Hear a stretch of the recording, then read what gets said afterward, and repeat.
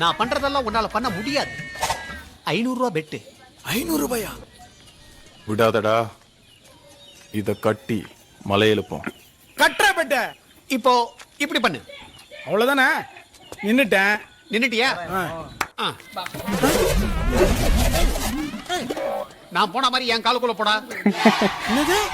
காலுக்குள்ளவா? போடா.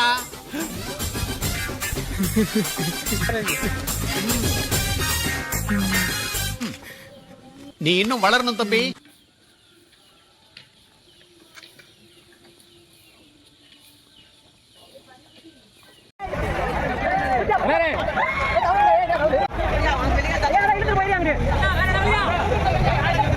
எங்க வந்துச்சா?